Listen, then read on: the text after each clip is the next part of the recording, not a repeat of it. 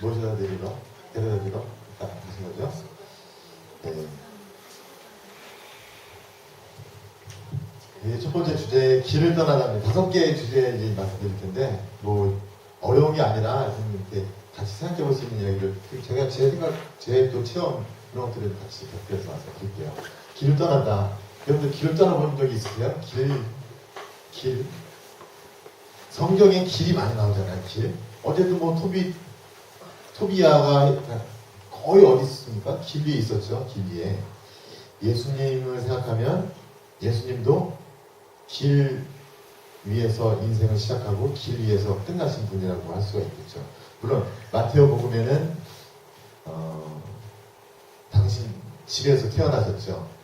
근데 루카 복음은 달라요. 이게 왜 다를까? 이거 재밌어요. 마테오하고 루카가 탄생 이야기 다른 이야기를 합니다. 루카 복음은 같이 베들레헴에서 태어난 건 똑같아요. 근데 루카 복음은 나자렛에서 살던 마리아와 요셉이 호구조사 때문에 베들레헴에 와서 이제 거기서 집을 구하지 못해서 어디서 났습니까? 마구간에서 구유에 태어나시잖아요. 예수님이. 이게 이제 루카 복음이고, 마테오 복음은 방금 읽은 것처럼 베들레헴에서 살아요. 마리아와 요셉이. 그리고 거기에 동방의 박사들이 찾아오는 이야기가 설정이 되어 있는 거죠. 근데 루카 복음을 보면, 마르코 복음은 나오지도 않고요, 그 이야기가. 루카 복음을 보면 예수님은 길 위에서 태어난 거죠, 그렇죠? 또 마테오 복음도 어떻게 보면 태어나자마자 어디로 피신시킵니까? 에집트로 피신시키죠. 길 위에서 모든 일이 다 이루어집니다. 예수님이 그래서 그랬는지, 나는 길이요, 진리요, 생명이다, 이러지 않으셨을까? 설명합니까? 요한복음인데, 요새는 그 사람들 잘 못 보겠는데, 나는 혹시 도우를 아십니까? 네. 제가 유전동 성당의 청년 중에 한 명이 김도우 글라라였어요. 김도우. 지금 수녀님 되셨죠? 복자에. 교사도 하시고, 중고등부 교사 했었을 거예요, 아마. 네. 그 수녀님이 이제 교사로 계실 때, 길을 가는데, 어떤 아저씨가 도우를 하십니까? 했을 때, 나를 어떻게 알지? 내가 김도우인데? 헐. 지난번에 뵀는데 열심히 복자수도에 잘 지내고 계시다고 하더라고요. 네. 아무튼, 길이요. 왜 길을 떠나야 되느냐? 저는 이렇게 말씀드리고 싶어요. 왜냐하면 예수님이 길 위에 계시기 때문에. 공생활을 길 위에서 시작하셨고요. 하나님 나라 복음서고 십자가 죽음, 길 위에서 생을 마감하셨습니다. 끊임없이 그분은 길 위에 있었고, 그분을 만난 사람들은 모두 자기 집에서 나와서 길 위로 들어선 사람들이었다는 거죠. 이 이야기하는 바가 굉장히 시사하는 바가 커요. 우리가 발견하기 위해서는 떠나야 된다. 내 집에 앉아 있어서는 도저히 무언가를 발견할 수가 없다. 그러면 떠난다는 것은 무슨 얘기인가? 내가 지금 이렇게 여기서 밖으로 나가야 되는 건가? 어떤 의미냐죠. 길은 또 어떤 의미고. 지금 그럼 노숙자가 되어야 된다는 이런 생각을 자꾸 가질 필요는 없죠. 길을 떠난다. 영적인 의미라는 거죠. 뭘까? 떠난다는 거. 또 길이라는 거. 예. 아마 이 동방박사들의 이야기는 여러분들에게 그 질문을 던지는 것 같아요. 여러분들은 떠난다. 떠난다는 건 무엇을 이야기하는가? 한번 떠나는 거에 대한 체험을 여러분들 각자가 갖고 계시잖아요. 그런 체험을 되새기는 것도 되게 중요합니다. 떠났을 때 무슨 일이 일어나는지, 나에게. 떠나기 위해서 어떻게 합니까? 정들었던, 안락했던 나의 방, 나의 집, 나의 문화, 나에게 아주 익숙했던 모든 것들을 다 버려야만 한다는 거죠. 저 같은 경우에 파리에서 한 11년을 살았어요. 근데 그냥 여행만이 아니라 공부를 하고 거기서 신부가 되기 위해서 떠나는 거죠. 왜 떠났냐? 보냈으니까 수동적으로 그냥 억지로 끌려서 떠난 거죠, 사실은. 근데 처음에는 억지로 끌려서 떠났지만 나중에는 그 이유를 발견하면서 나 스스로 그 길을 좋아하게 되고 거기서 뭔가를 발견하게 되는 거죠. 왜냐하면 거기서 진짜로 떠났기 때문에. 처음에 한국을 떠났던 건 사실은 물리적으로 떠난 거죠. 하지만 거기서 살면서 진짜로 떠나야 된다는 걸 알게 됐던 거죠. 뭘 떠나느냐? 살다 보니까 내가 여기서 갖고 있었던 안락했던 삶뿐만이 아니라 모국어, 문화, 그게 너무나 소중한 거예요. 거기 가면요, 어떻게 여러분들 그런 경험 해보신 분 계시겠죠? 남의 나라 말로 언어 배우는 게 아니라 생활, 생각하고 관계 맺는 것까지 배워요. 심지어는 성당 다니고 기도하는 것까지 배웁니다. 남의 나라 말로, 남의 문화로. 이게 엄청난 충격인 거죠. 특히 신앙적인 면에서는요, 내가 한국에서 알았던 하느님, 신앙 체험들이 언어를 바꾸니까 이게 마치 윈도우를 바꾸는 것 같아서 바꾸니까 아무런 기억도 안 나고 아무런 느낌도 없는 거예요. 미사를 참여했을 때 아무런 느낌이 없어요. 매일매일 기도를 해도 너무 메말라 가는 거죠. 특히 이제 그 장애인이 됐다는 체험, 불구, 내가 소통할 수 있는 아무런 사람도 없다는 거죠. 학교 선생님 말고는. 그러니까 어떨 때는 지나가는 개가 주인 말을 잘 알아들어요. 그럼 개가 두려울 때가 있는 거예요. 개가 못 알아들으니까 답답하고. 그러다 보니까 내가 살았던 한국의 문화, 음식, 언어, 모국어, 가족, 이게 얼마나 소중한지를 알게 됐다는 거죠. 떠난다는 것은 그렇게 익숙한, 평범하고 나에게 낯익은 그런 환경으로부터 나를 미지의, 내가 알지 못하는 미지의 세계로 나 자신을 내어 맡기는 그런 힘이더라고요. 어떤 일이 일어날지 몰라요. 그러니까 매일매일이 모험이고 희한한 일들이 막 일어나게 되는 것이죠. 어떤 때는 옆집에 있는 신학생으로부터 굉장히 모멸감을 느끼는 대우를 받게 되고 그런 일이 일어나더라고요. 물론 그 신학생은 그만뒀지만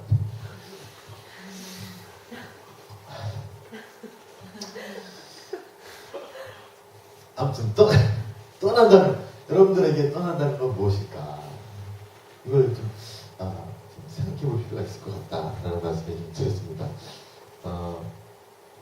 떠난다는 것은 언어와 가족과 문화로부터 벗어나서 위험이 도사리고 있는 곳으로 간다는 것이죠. 아마 동방의 박사들도 떠나기 위해서 두려우니까 많은 것을 준비했을 거예요.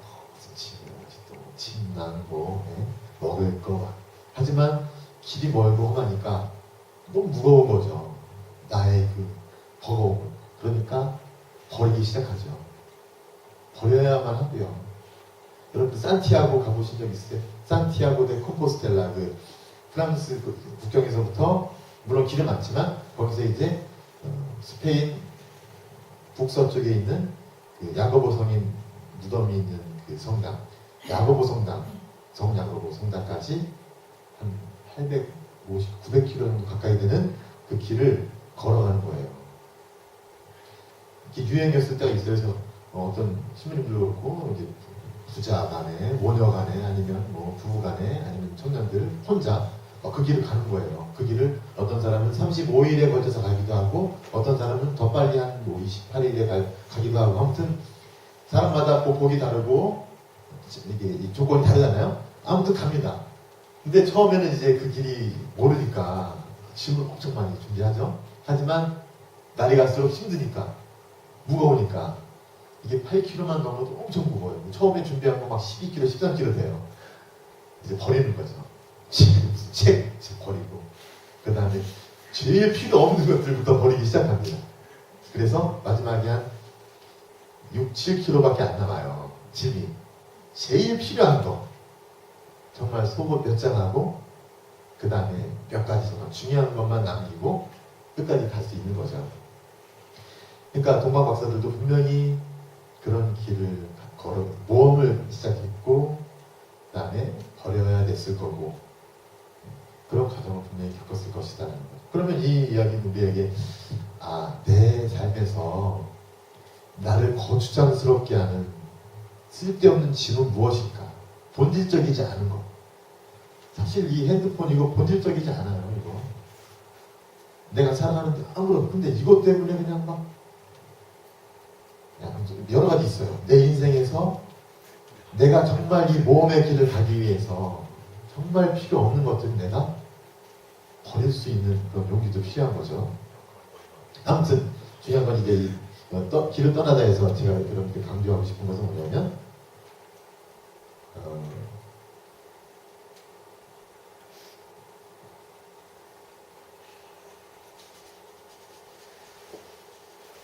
배터리가 다 되는 것 같아요. 이제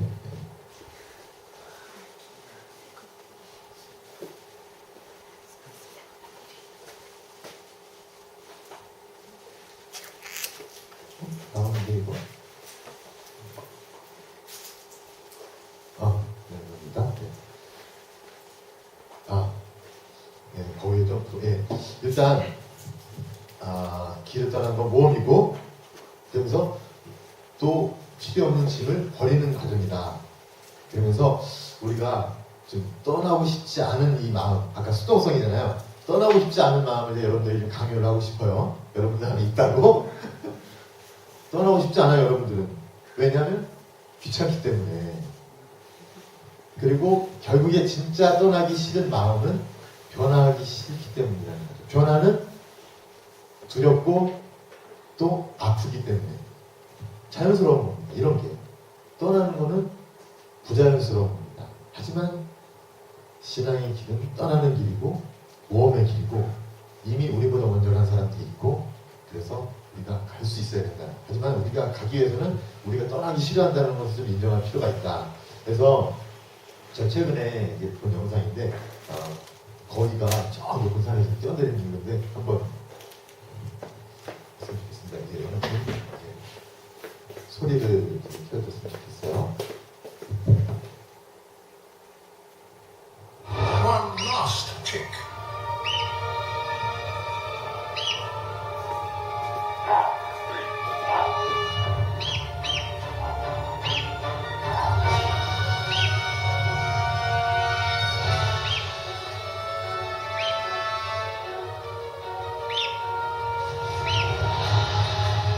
A perfect launch.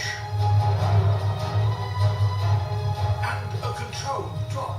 This is as good a descent as it's possible to make.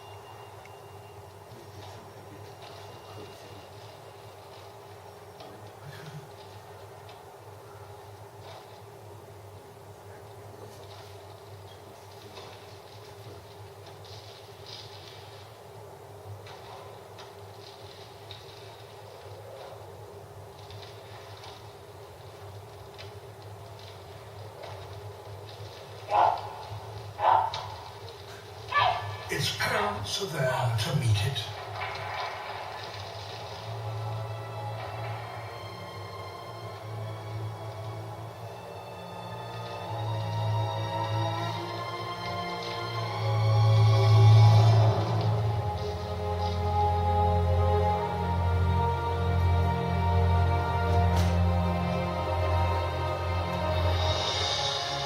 A little dazed, perhaps, but all in one piece.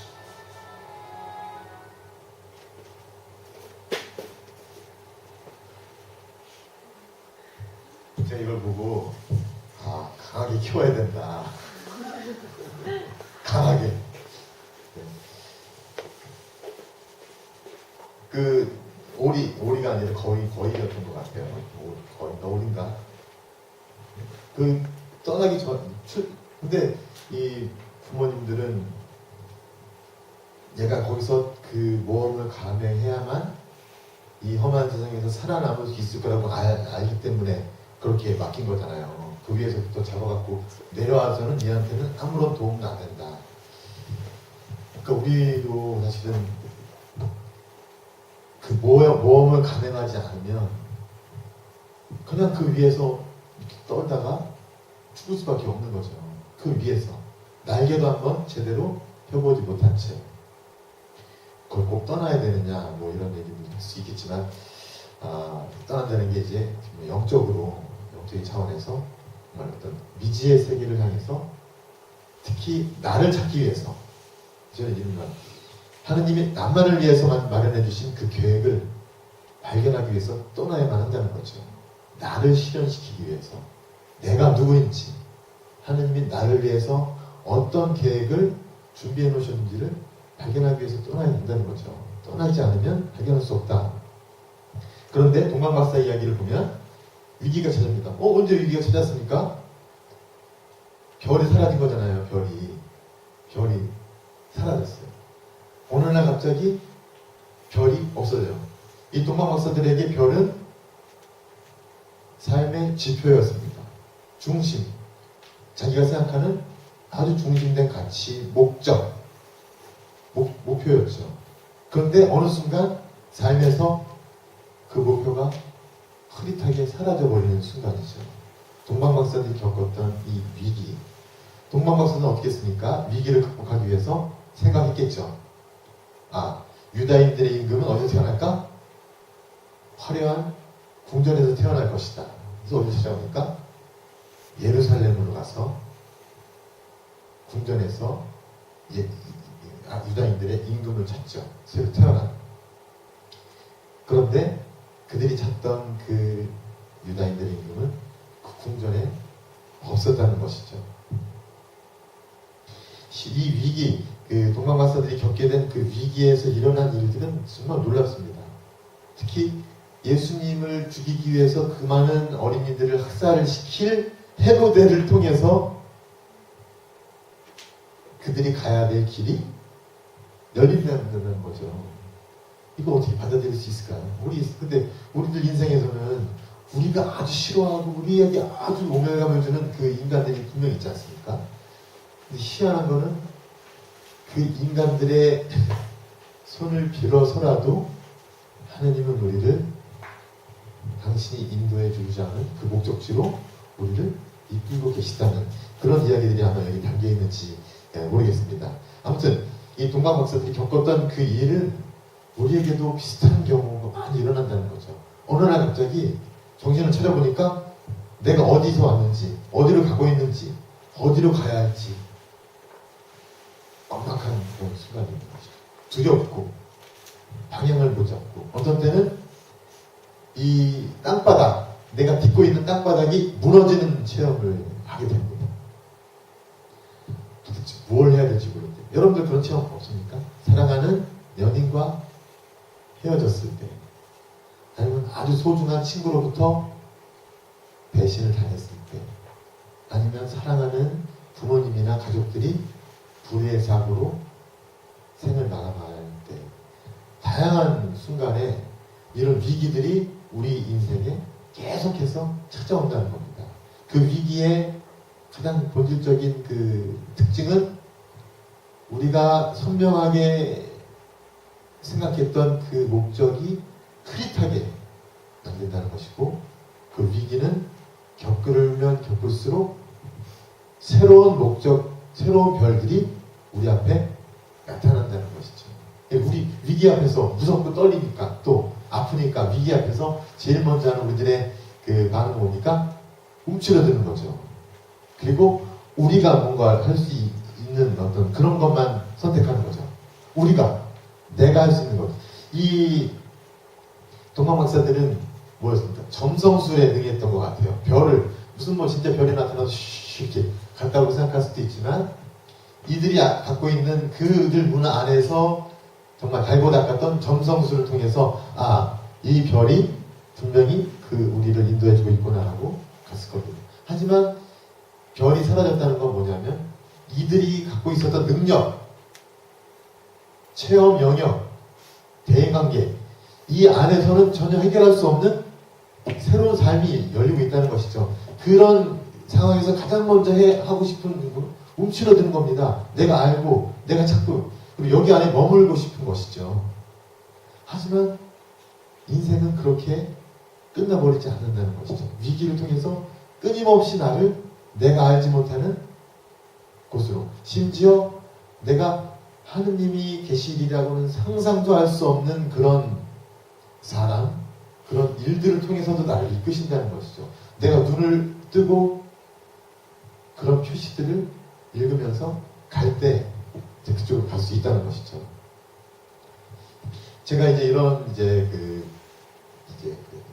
위기 상황을 좀 생각하면서 제가 제 카페에 있어요. 이 카페 이 내용 다 읽고 있어요.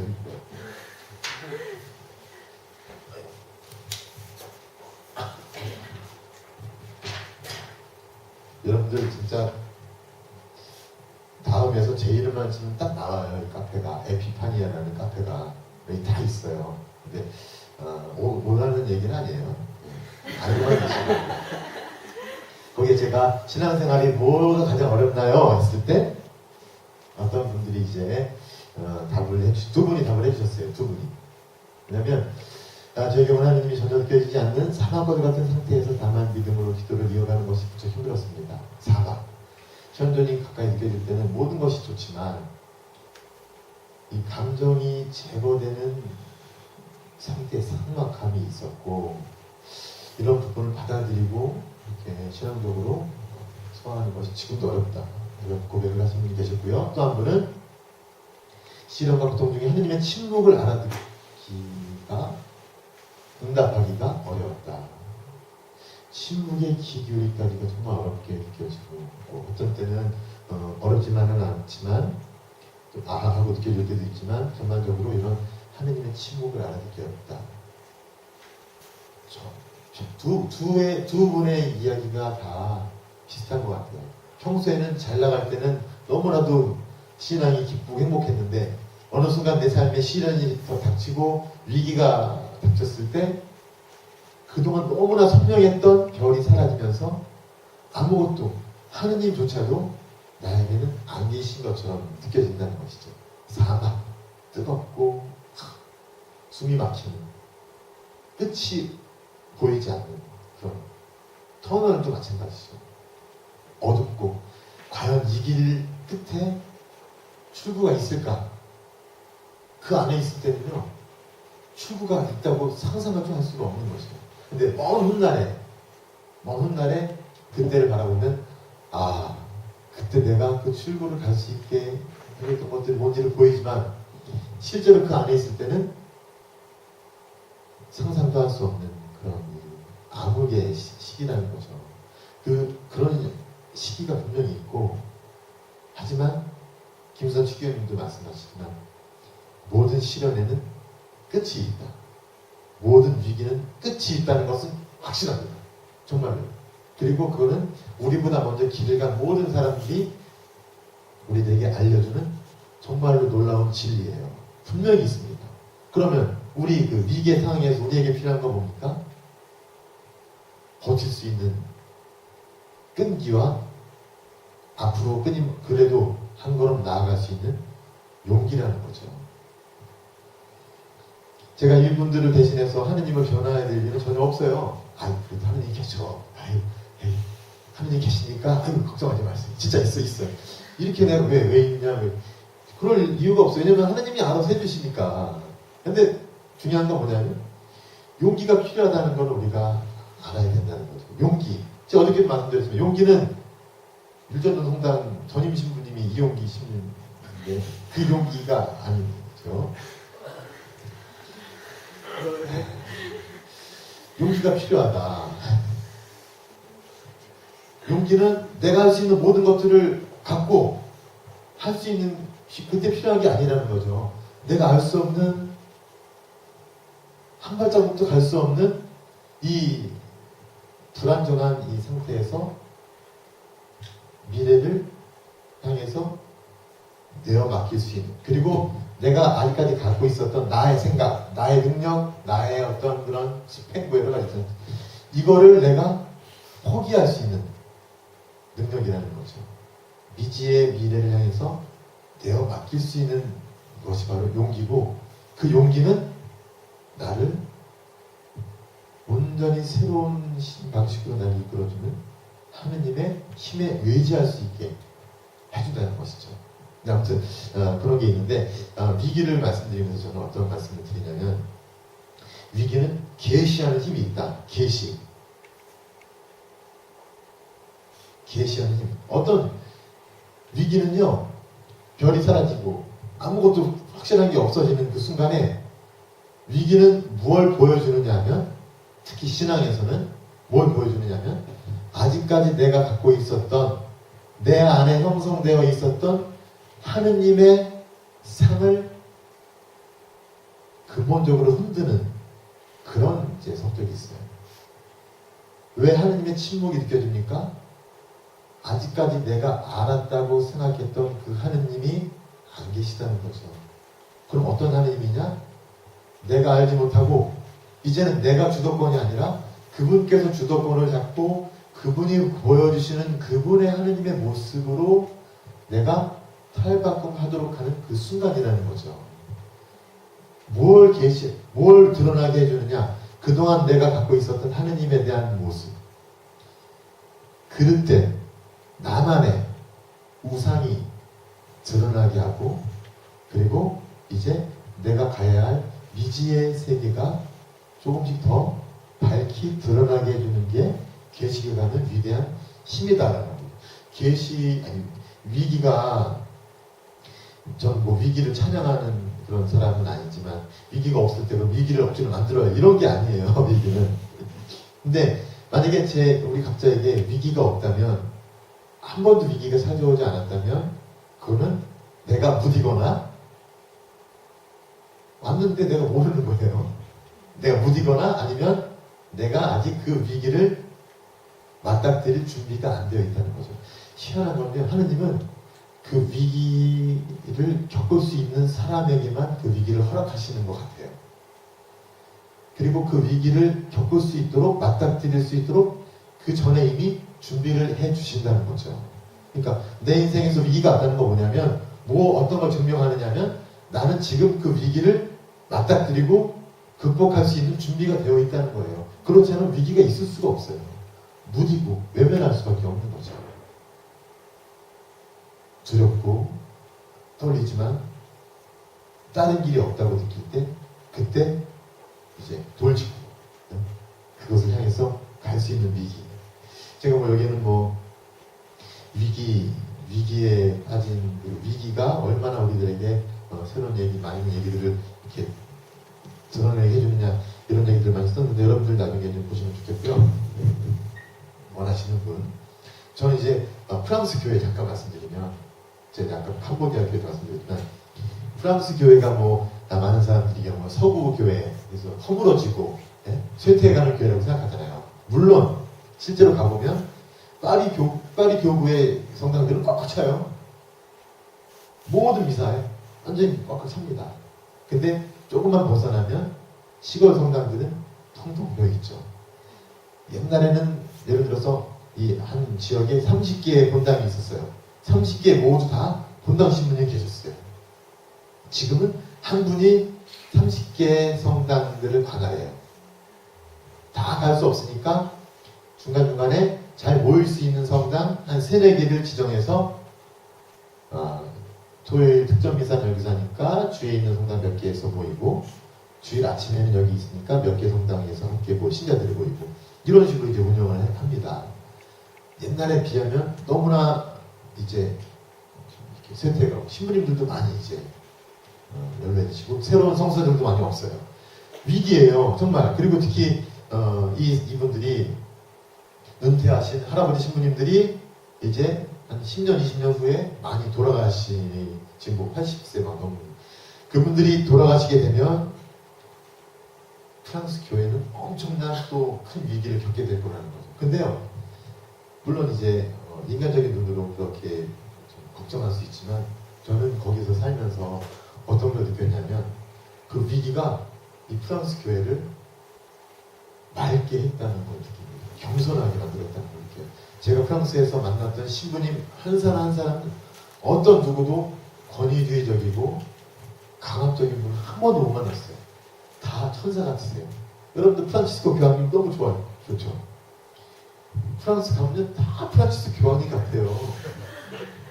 정말 사람을 한 사람 한 사람 다 이렇게 사랑해 주시고 위로해 주시고 정말 그렇게 그 위기가 프랑스 교회의 그 오만하고 고집불통의 그 신부님들을 겸손하고 온화하게 만들어줬다는 거죠.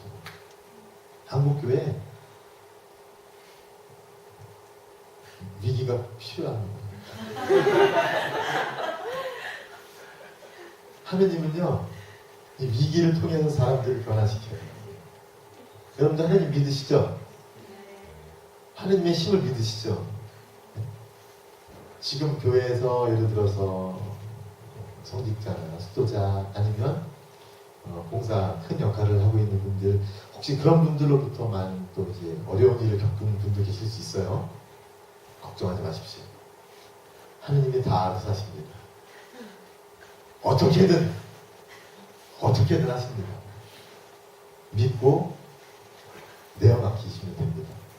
그거는 하느님의 일이니까 걱정하실 필요가 없어요. 아무튼 위기는 그렇게 그런 사람을 변화시키는 일을 역할을 담당한다는 거죠.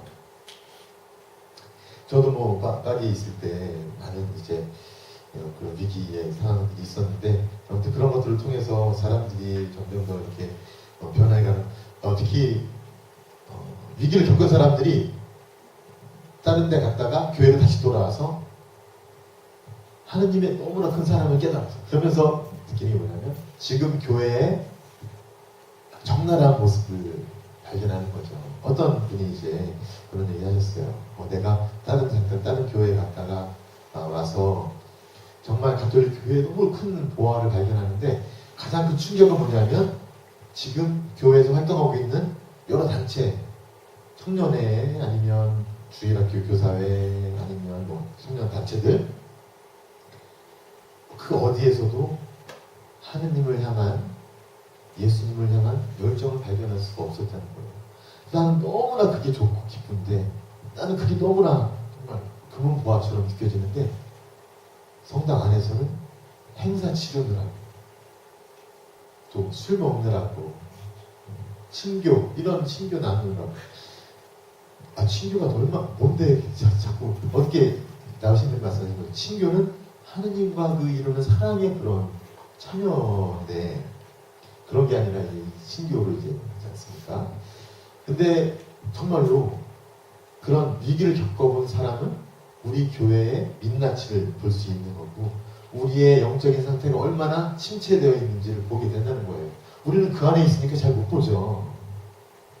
모르겠어요. 이번 피정을 통해서 우리가 조금이라도 그런 하느님을 향한 신앙을 향한 열정 아니면 내 안에 있는 어떤 그런 갈망 이런 걸 조금이라도 발견할 수 있으면 좋겠어요.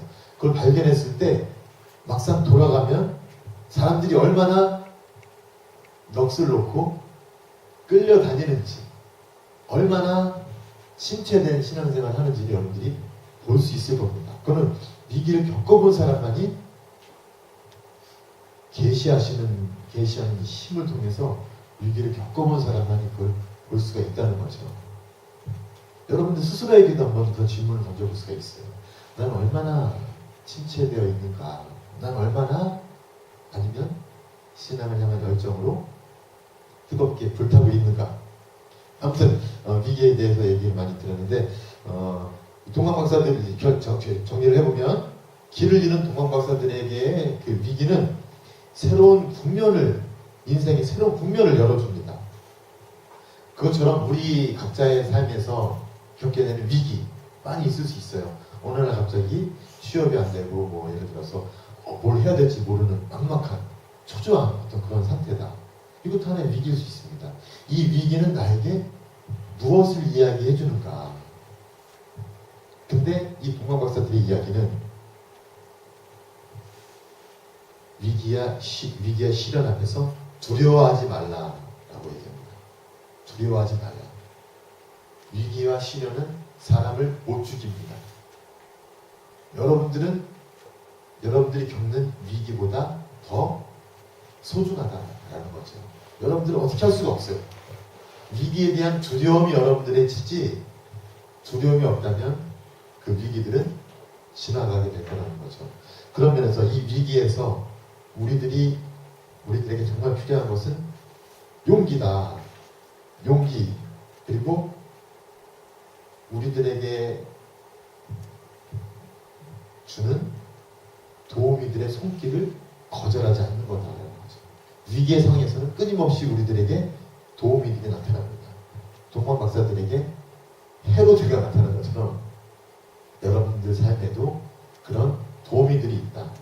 그 도우미들의 손길을 뿌리치지 말아야 된다라는 거죠. 세 번째 주제가 이거 다시 말씀드린 거죠.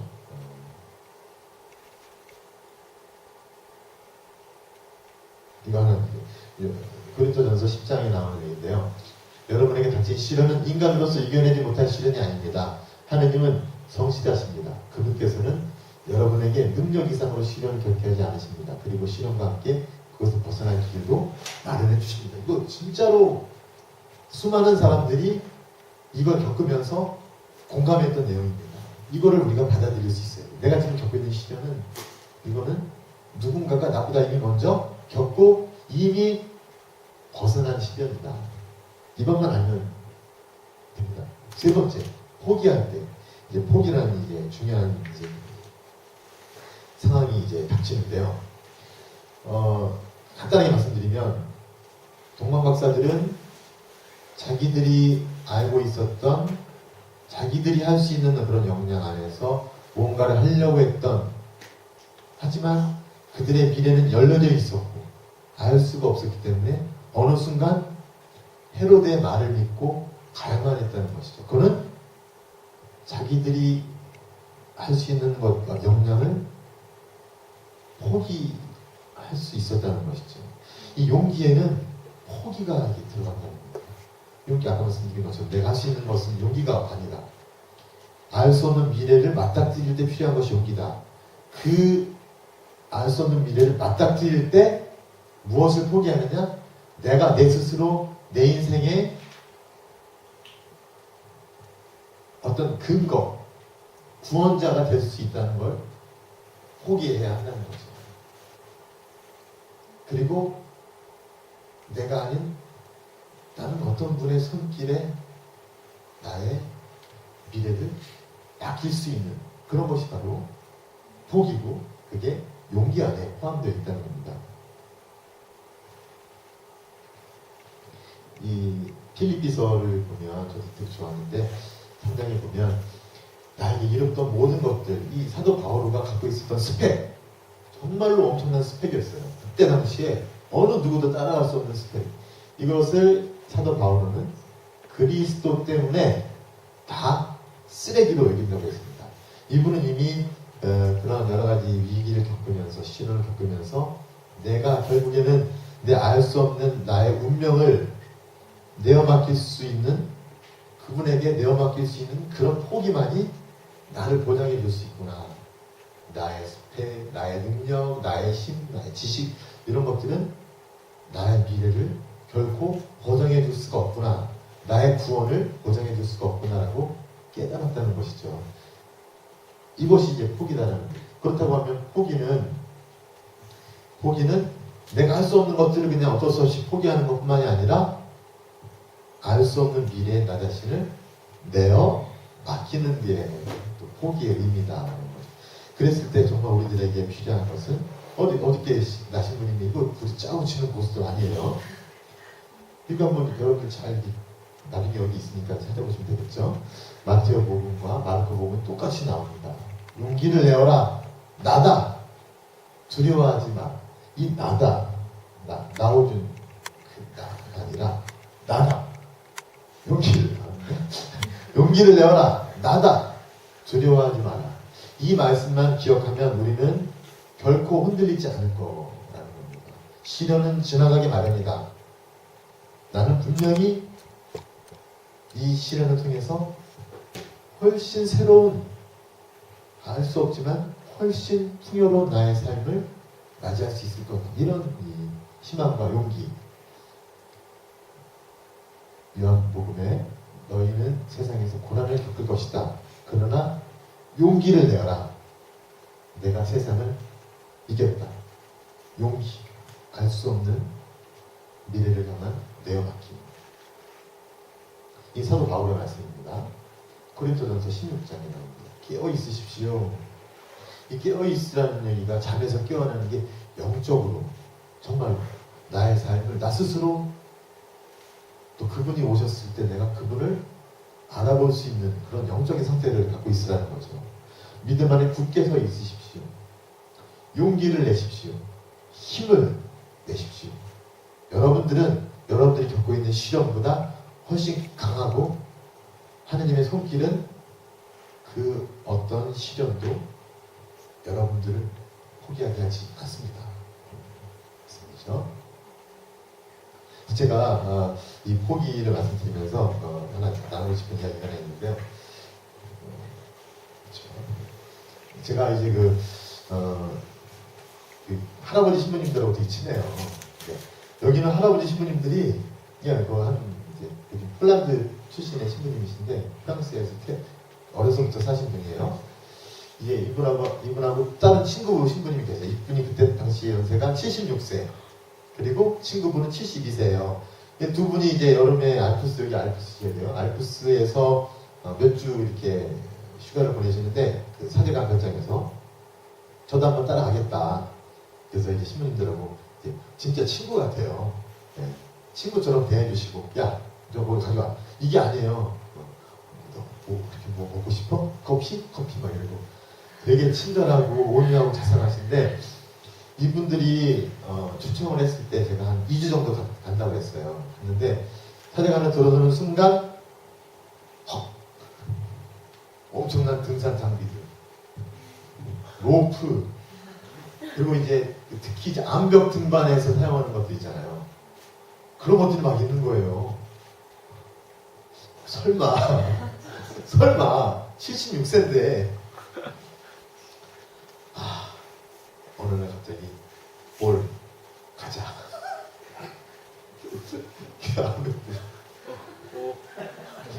여기 지금 여기 다 이거 보호 장비 차고 계시는 거예요.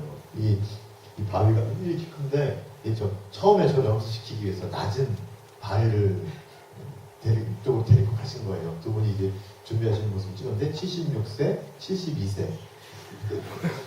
되게 젊어 보여. 젊어 보이시죠? 저도 어쩔 수 없이 모르고 있어. 근데 처음에 이제 쉬운데 이렇게 짚을 수 있는 곳이 많은 데를 데리고 가세요. 제 손이 막 부들부들 떨리는 모습인데 눈도 못 떠요. 이제는 처음에 이제 쉬운데 데리고 다니시다가 그다음부터 이제 이렇게 이런 데를 데리고 가시는 거예요. 이렇게. 근데 물론 여기가 이렇게 일자로 되진 않았고 그래도 이 정도 이렇게 됐어요. 근데 사진은 이렇게 잘못 찍으신 것 같아요. 저는 눈도 못 뜨고 있죠. 네. 신문이 묶고 계시잖아요. 네. 근데 이제 올라가죠. 올라가는데 그러니까 우리가 암벽등반 여러 가지가 있는데 이렇게 손 이렇게 잡는 그런 암벽등반도 있지만 이렇게 천연 바위를 이렇게 올라가는 게 있는데 아무튼 이거 그때 하면서 저 멀리 올라가서 한 30m쯤 됐던 것 같아요. 가서 밑에서 신부님이 이제 줌으로 당겨서 사진 찍어주신 거예요. 저거 너무 좋아갖고 돌지도 못하고 네. 근데 이제 내려오면서 이제 너무 좋아갖고 앞에서 사진 몇 개 넣었어요. 그 신부님 이제 같이 걸어가시는 거고 나중에 한번 개똥 보각 한번 갈까요? 너무 예쁘고 아름다워. 그 신부님하고 이렇게 같이 찍었던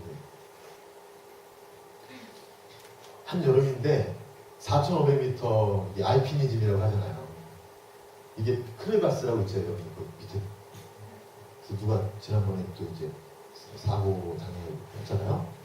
그렇기 때문에 서로가 이 줄을 연결시키고 로프에 이게 로프가 이렇게 연결되어 있어요. 앞에 사람과 같이. 그렇지 않으면 뚝 떨어지는 거죠. 근데 이렇게 연결되어 있으면 누가 중간에 떨어져도 옆에 있는 사람들이 있기 때문에 이렇게 버텨갖고 끄지 못했어. 난이 영감탱이들이 나를 거기까지 데리고 가서 4,500m니까 막 어지럽고 막 근데 아무튼 이분들하고 이렇게 하면서 많은 걸 배웠는데요. 네, 어떤 말씀 드린다고 하면 이 암벽 등반할 때 처음에 배울 때예요. 어느 정도 처음에 올라가요. 근데 중간 정도에 쓰면 내가 갈 데가 없어요. 잡을 데가 없어. 발을 디딜 데도 없고. 그렇다고 내려가자니 더 무서워요. 진짜로. 가지도 못하고 오지도 못하는 순간이 옵니다. 점점 힘은 빠지죠. 손은 떨리고 땀은 흐르고 이때 밑에서 저 밑에서 볼 네 오른쪽에 있는 그 부분 거기가 우리가 1000번도 더 넘게 밟고 올라간 곳이야 라고 말씀하시는 저 밑에서 소리를 들려요. 어떻게 할 수가 없어요. 그분 말만 믿을 수밖에 없는 거예요.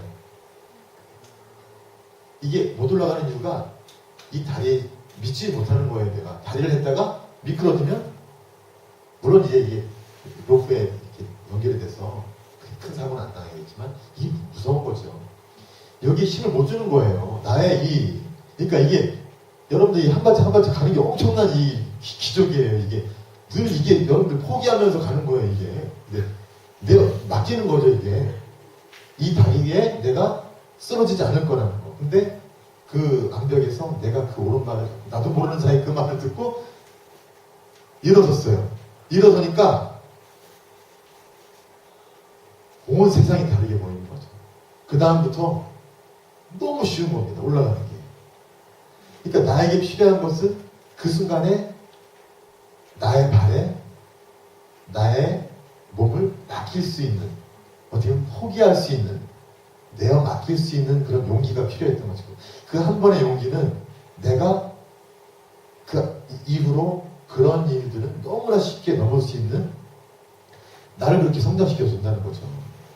이 경험이 사람들에게 엄청난 자신감을 줍니다.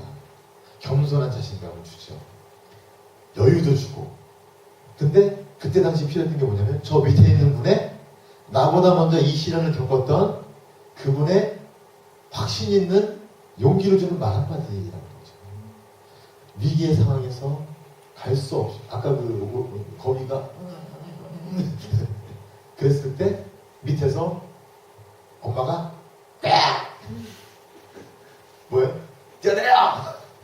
그랬을 때 벌쩍 뛰잖아요.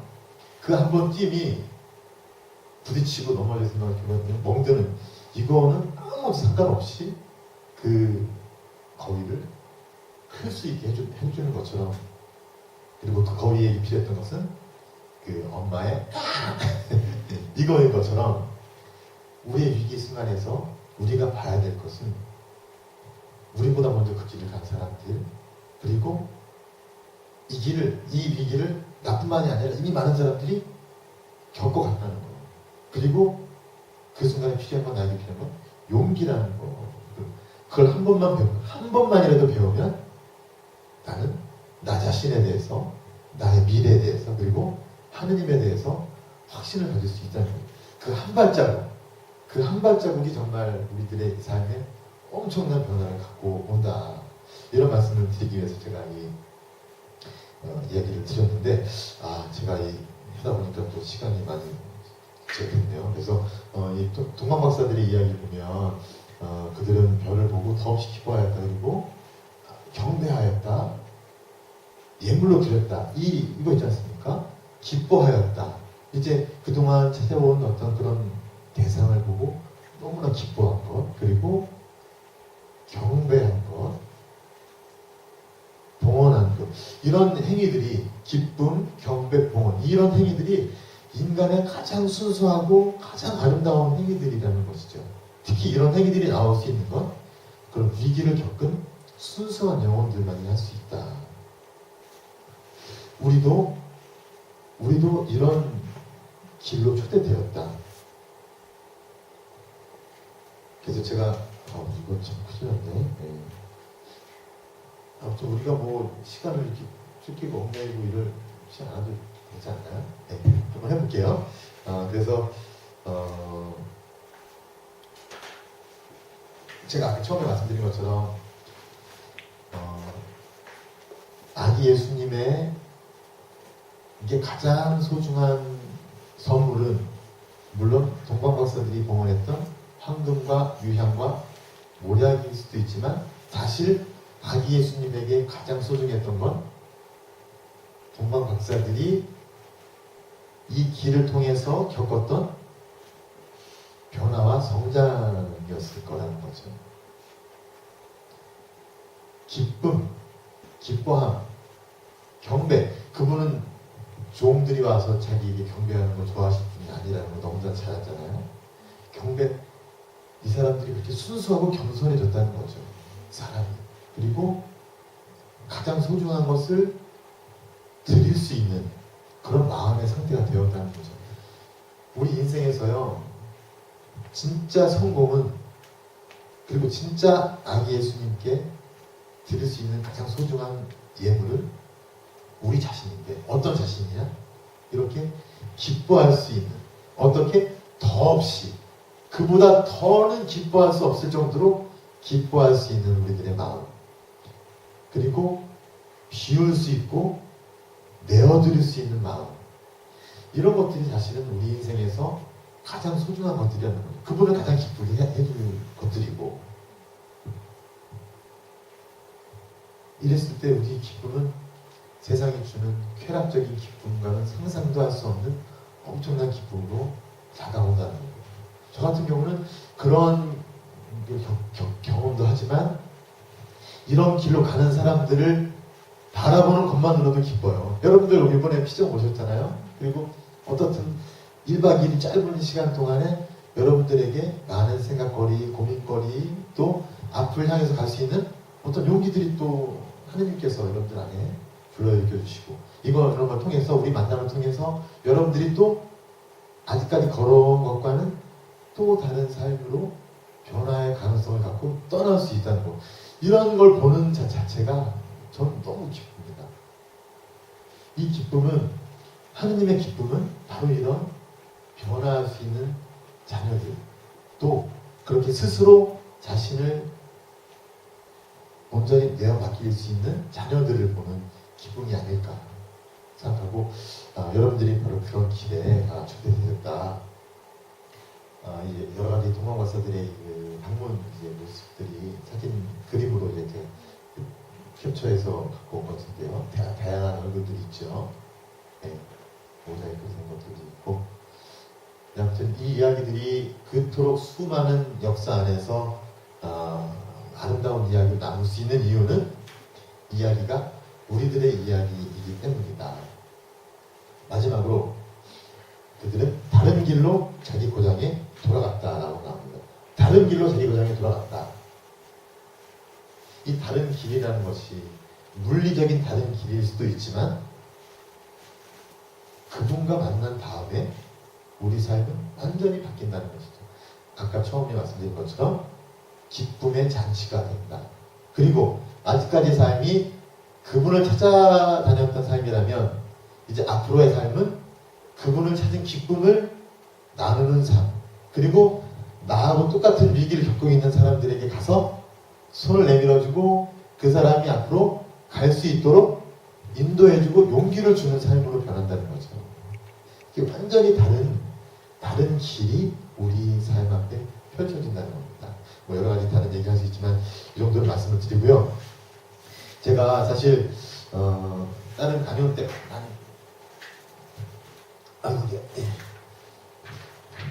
많은 얘기를 했던 부분 중에 이야기는 꼭 여러분들에게 나눠드리고 싶은 부분이 있는데, 뭐냐면 많은 시간이 지났음에도 불구하고 포기의 용기라는 이야기인데, 뭐냐면요, 제가 파리 가톨릭 대학교에 있을 때 영성지도 신부님 중에 한 분이셨던 조셉 까이오라는 신부님이 계세요. 그 신부님이 하셨던 마지막 강연의 제목이 포기의 용기예요. 이번 이 강연 내용에도 많은 이제 영향을 주신 내용인데 이 신부님이 조셉 카이오 신부님이신데 이 신부님이요 루게릭병으로 돌아가셨어요. 근데 강단에서 루게릭병이 걸린 걸 아시고 어느 날 강단을 떠나셔야 됐고 그 다음에 강단에서 떠나시기 전에 마지막으로 하셨던 강연이 제목이 포기의 용기였어요. 근데 이 신부님의 어머니도 같은 병으로 돌아가셨어요. 여러분 루게릭병 아시죠? 어떤 병인지 실제로 본 적은 없으실 수 있어요. 왜냐면 이 병에 걸리는 분들은 대부분 병원이나 집에서 고립된 상태로 살 수밖에 없기 때문이죠. 왜냐면 움직일 수가 없으니까. 나중에는 점점 몸이 굳어서 근육세포가 이제 죽는 거죠. 나중에는 눈만 깜빡일 수 있고 이제 먹을 수 있는 정도, 숨을 쉴 수 있는 정도 그런 거지 아무것도 자기 스스로 할 수 있는 일이 없는 상태가 되는 거죠. 저하고 김상문 신부님이 파리에서 공부하고 있을 때 그 신부님이 강단에서 물러나셨고 저희가 2003년 7월에 공부를 마치고 그 신부님이 요양하고 계신 브루타뉴 지방에 가서 방문을 하고 그 신부님과 하룻밤을 같이 지내고 저희는 돌아와서 한국으로 와서 이제 부재학교를 하고 9월 19일에 살해선포를 받았어요. 신부님께서 9월 20 며칠에 저희 살해선포 받았다는 소식을 들으시고 9월 20 며칠에 이제 선종을 하셨죠. 그러니까 저희가 그 신부님을 찾아뵀을 때는 이미 돌아가시기 한 2달 정도 전이었기 때문에 거의 거동을 할 수 없는 그런 상태였어요. 그래서 곽진상 신부님이시라고 신학교에 계신 신부님이신데 그때 같이 여기 신부님 뒤에 휠체어에 이제 앉아 계시죠. 이분이 이제 그분 옆에서 간병을 해주시던 마리 도미니크라는 수녀님이셨어요.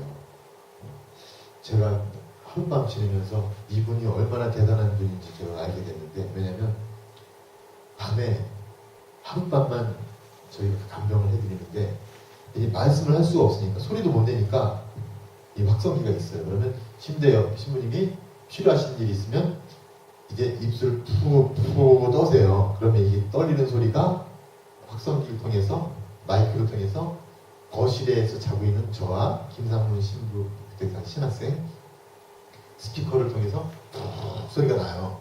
그럼 우리 일어나서 신부님 뭐 불편하십니까 하면 말씀도 못하세요. 이거 우리 음성 나오는 게 이게 근육이 있어야 나와요. 근육이 없으면 이렇게밖에 안 나와요. 이렇게밖에 이런 얘기를 들어야 돼요. 얼마나 답답하겠어요. 못 알아들으면 알아들을 수가 없으니 너무 힘드니까 못 알아들어요. 다리를 옆으로 좀 해봐.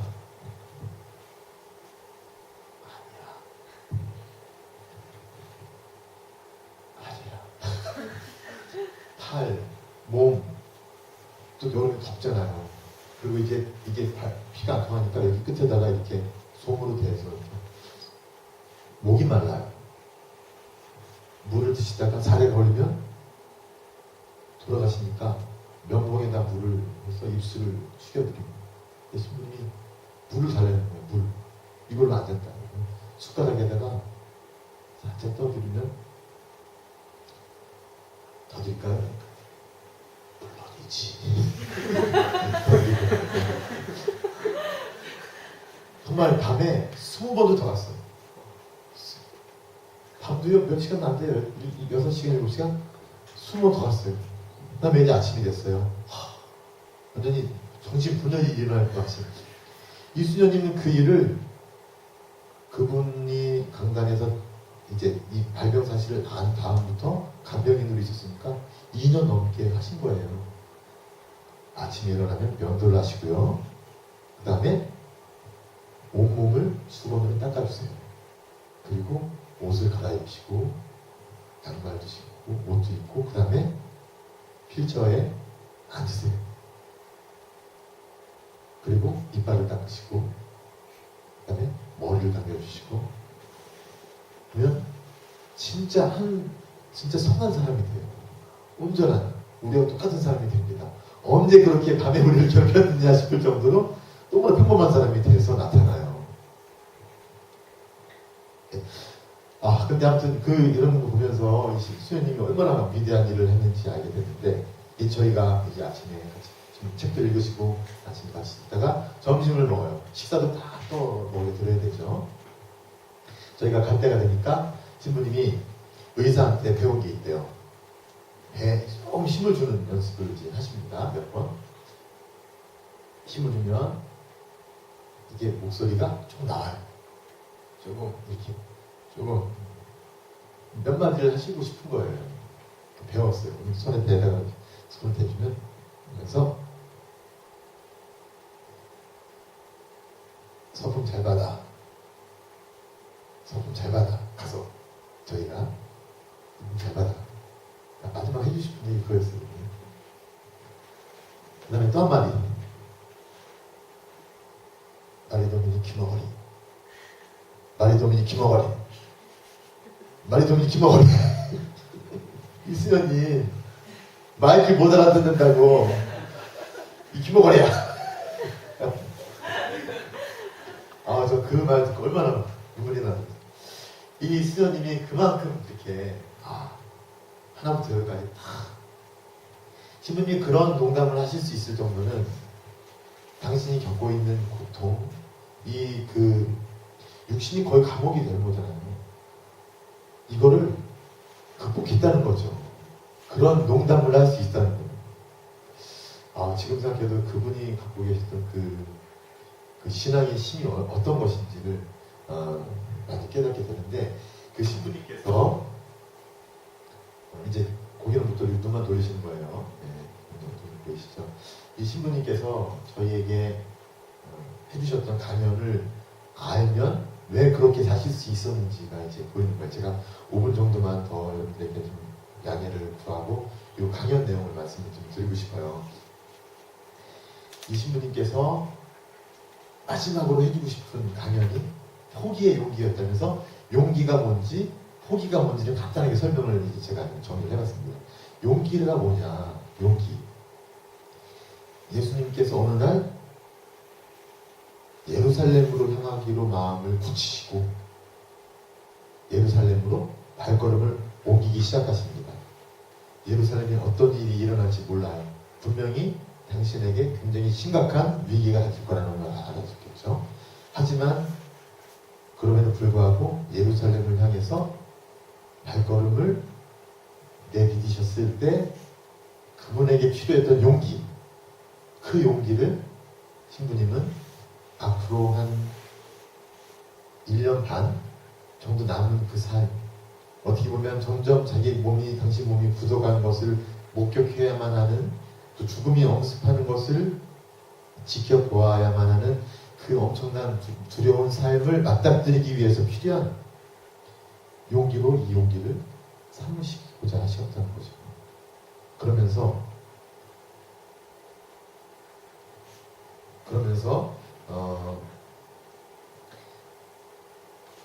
이제 이분께서, 예수님께서도 용기를 갖고 가셨지만 굉장히 많은 시련을 겪었다는 것을 기억하시면서 분명히 이 용기를 갖고 가는 길에서 분명히 많은 어려움이 있을 것이다 라는 것을 하면서 어떻게 해야 될 것인가 결국에는 포기다, 포기.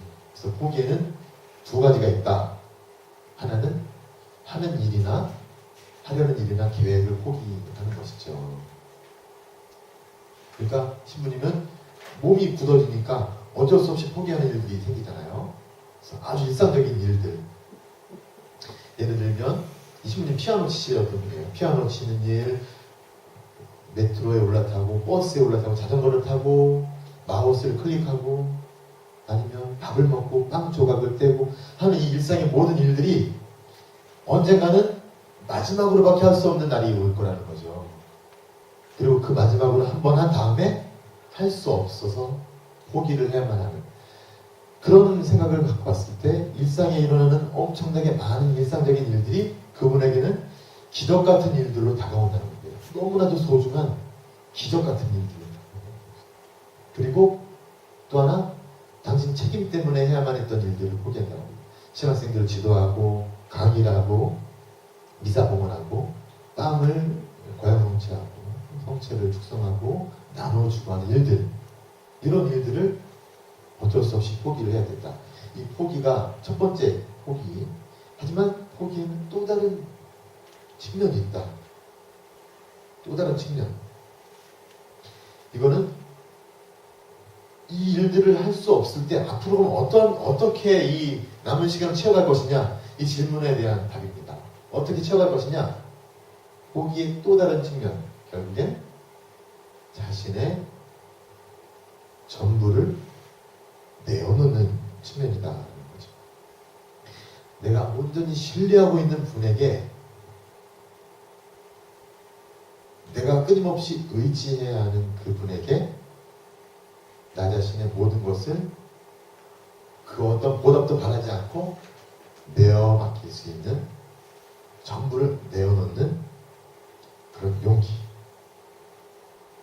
그 상대, 내가 그 내어 맡겨야 되는 그 상대는 나의 삶 안에서 내가 의지할 수밖에 없는, 내가 남은 삶을 의지할 수밖에 없는 분, 그리고 헤아릴 수 없는 신비로 나를 감싸 안아주시는 분, 바로 우리가 하느님이라고 부르는 분이라고 말씀하십니다. 그 하느님의 부드러움, 감미로움에 우리 자신을 포기한다는 것은 열려진 미래, 우리가 알 수 없는 열려진 미래를 맞닥뜨리는 것을 배우는 것이다. 그리고 조금씩 다가오는 번뇌, 어렵게 거쳐야 할 죽음, 이걸 향해 가는 것이다. 비록 우리의 용기가 부족하지만, 예수님께서도 용기를 갖고 가셨지만 겟세마니에서 그 번뇌와 갈등을, 고통을 경험하셨던 것처럼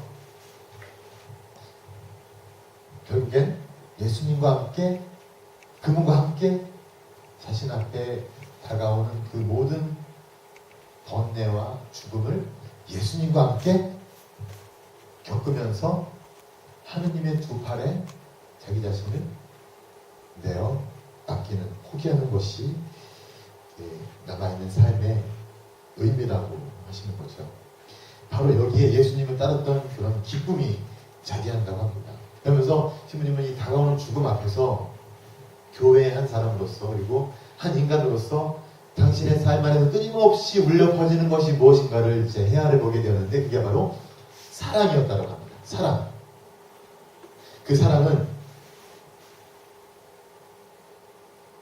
고린토전서 13장에 나오는 모든 것을 덮어주고, 모든 것을 믿으며, 모든 것을 바라고, 모든 것을 견디어내는 사랑, 그리고 언제까지나 쓰러지지 않는 사랑이라고 합니다. 그래서 만약 그 사랑이, 그분 삶 안에서 끊임없이 울려 퍼지던 그 사랑이 죽음보다 강한 사랑이라면, 그래서 그에 절대로 쓰러지지 않는 사랑이라면, 이제 그분의 남아있는 삶을 채워갈 수 있는 유일한 길은 바로 사랑이라는 거죠. 당신의 전부를 내어주시는 하느님 아버지의 두 팔에, 그분의 품에 우리 자신의 모든 것을 내어놓는 사랑, 그것만이 우리가, 그분이 이제 앞으로 살아갈 삶의 유일한 의미와 목적이라는 것이고요. 이렇게 강연은 끝납니다. 그리고 저는 그분이 겪기 정말 힘들었던 그 나머지 삶을 이 포기의 용기로 너무나도 멋지게 그 삶을 끝까지 살아내셨고, 신앙은 끝까지 포기하지 않고 온전히 이게 내어맡겼다라고 믿고 있습니다. 이 말씀을 제가 마지막으로 오늘 여러분들에게 드리는 이유는, 여러분들 살면서 여러 가지 갈등이 있어요. 또 모든 시련이, 각자가 겪고 있는 시련이 제일 큰, 세상에서 제일 버거운 시련이라고 느낄 수밖에 없어요. 우리는 우리이기 때문에. 근데 그럼에도 불구하고 우리가 용기를 잃지 않고 살아갈 수 있는 이유, 바로 이런 분들이 우리에게, 우리보다 먼저 가시는 분들이 분명히 우리가 그 길을 끝까지 극복하고 갈 수 있다고 이야기해 주시기 때문이고, 그리고 우리의 나머지의 삶에서 정말 우리가 의미 있고 정말 용기를 갖고 갈 수 있는 것은 예수님께서 이미 그 길을 가셨기 때문에, 우리에게 어떤 일이 닥쳐도 우리는 그분과 함께라면 어떤 일을 겪더라도 극복해낼 수 있다라는 것이죠. 이 사랑이 정말 쓰러지지 않는 것이다. 우리가 받은 그 사랑이 죽음보다 강한 것이다. 그 사랑을 믿을 때 우리의 앞날에 닥쳐오는 그 어떤 시련과 그 위기도 우리는 어쩔 수 없고 가져온다는 것이고, 그리고 피정이 여러분들에게 좀 그런 차원에서 힘을 이렇게 되찾는 그런 시간이 되었으면 좋겠고요. 시간이 좀 지났는데 여러분들 신부님 그 무덤인데요. 2003년 9월 25일에 돌아가셨군요. 6일 후에 돌아가셨는데, 아무튼 나중에 들어가서 신부님 묘지도 참배했는데, 오늘 이 시간 마무리하면서 여러분과 함께 그 에페소서 3장에 나오는 이 기도를 아침 기도를 함께 읽으면서 마실까 합니다. 성부와 성자와 성령의 이름으로 아멘. 같이 읽을게요. 이 때문에 나는 아버지 앞에 무릎을 꿇습니다. 하늘과 땅에 있는 모든 존재들이 아버지에게서 이름을 받습니다. 아버지께서 당신의 풍성한 이름을 따라 성령을 통하여 여러분의 내적 인간이 당신 힘으로 굳세워지게 하시고, 여러분의 믿음을 통하여 그리스도께서 여러분의 마음 안에 사시게 하시며, 여러분이 사랑의 뿌리를 내고 그것을 기초로 삼게 하시기를 빕니다. 그리하여 여러분이 모든 성도와 함께 너비와 길이와 높이와 깊이가 어떤 깨닫는 능력을 지니고 인간의 지각을 뛰어넘는 그리스도의 사랑을 알게 해주시기를 빕니다. 이렇게 하여 여러분이 하느님의 온갖 충만하심으로 충만하게 되리이다. 우리 안에서 활동하시는 힘으로 우리가 청하거나 생각하는 모든 것보다 훨씬 더 풍성하게 해주실 수 있는 분, 그분께 교회 안에서 그리고 그리스도 예수님 안에서 세세대대로 영원 무궁토록 영광을 있기를 빕니다. 아멘. 성부와 성자와 성령의 이름으로 아멘. 나눔 주제는요, 뭐 특별한 어떤 그런 건 없고, 어제와 오늘 이렇게 지내면서 이번 피정을 통해서 여러분들이 그룹원들과 함께 나누고 싶은 이야기, 어떤 토의를 하라는 말씀이 아니고요, 마음속으로 깨달았거나 어떤 정말 공동체를 위해서 나누고 싶은 이야기, 이런 것들을 나눠주시고, 그 나눔 이야기는 그 나눔 조 안에서 끝나는 겁니다. 그 누군가에게 들은 걸 딴 사람에게 얘기할 필요도 전혀 없는 것이고요. 그리고 판단할 필요도 없고, 그 사람이 한 얘기에 대해서 토론할 필요도 없어요. 하지만 공감하는 것에 대해서는 이야기하면서 자기 생각을 같이 또 나눌 수 있는 것이죠. 아무튼 내가 한 나눔이 판단받는다고 생각하지 않도록 여러분들이 나눔을 잘 이렇게 해주시고 서로에게 좀 도움이 되는 나눔 시간이 되었으면 좋겠습니다.